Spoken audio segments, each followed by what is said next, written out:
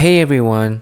If your Logitech G Pro X Superlight 2 is refusing to connect or keeps dropping out, in 2026, most of these issues come down to a firmware mismatch or a simple port conflict.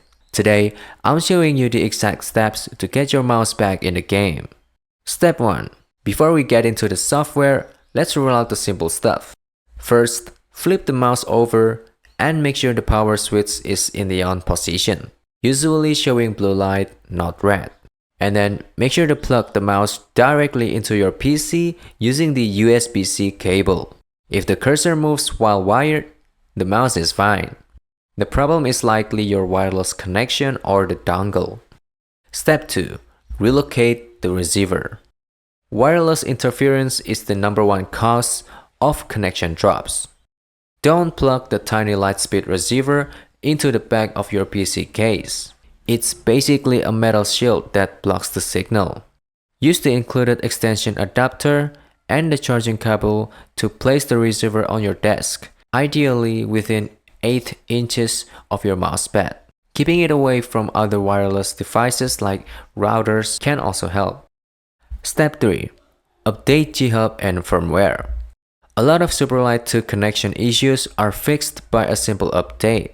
Now, open Logitech G-Hub, make sure you're running the latest 2026 version.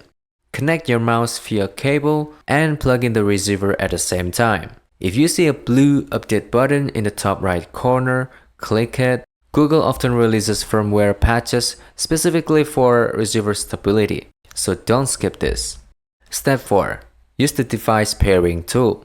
If the mouse and receiver have unpaired, you need to force them back together. In G-Hub, click the settings or gear icon.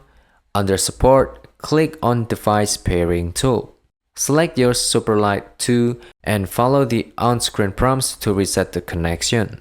You may need to turn the mouse off and on again during this process to complete the handshake. Step 5. Reset the USB controllers. If Windows isn't seeing the dongle at all, right-click the Start button and open Device Manager. Find Universal Serial Bus Controllers, right-click its USB root hub, and select Uninstall Device. After that, you can restart your PC. Windows will automatically reinstall the drivers, which often clears out the ghost errors that prevent the Superlight from connecting. And that's pretty much it. I hope this helped you out and I'll see you in the next one.